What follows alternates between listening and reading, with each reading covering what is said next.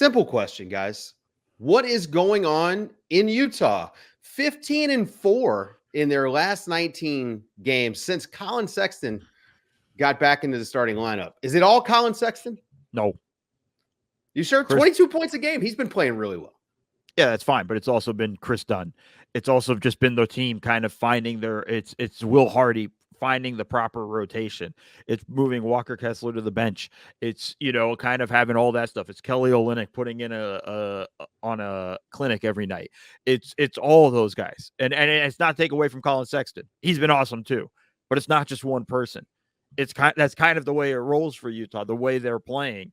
I think they've done a lot of smart things in terms of where they've kind of started off with really poorly, whereas now they've kind of found a rotation. They're defending harder. They're playing smarter on offense and finding a good flow and rhythm.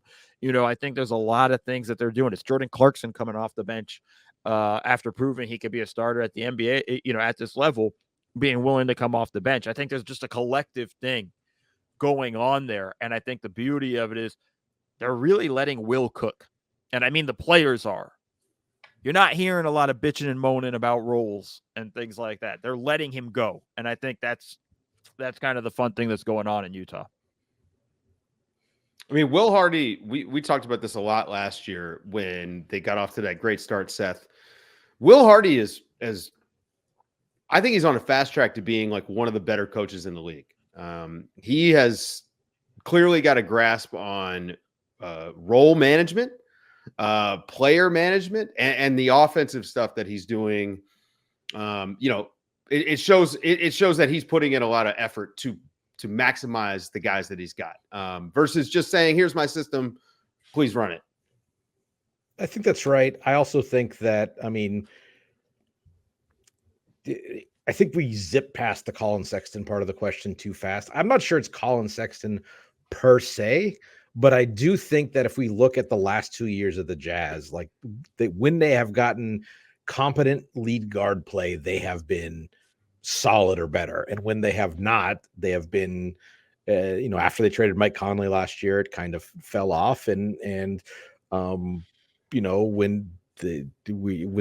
your point guard is Talen Horton-Tucker, who is still a player who hasn't really discovered what he is as an NBA player, it's almost a lesser version of not as quite a harmful version of the Jeremy Sohan experiment, where it's just like you've got guys who can finish plays and aren't getting the ball in the right spots. Whereas now, Colin Sexton isn't the world's best point guard, but you're getting that level of professional competence out of that spot. To now Lauri Markkanen can do his thing, and John Collins can get some stuff done, and Kelly Olynyk can win 3-on-3 tournaments the way he plays, and things like that.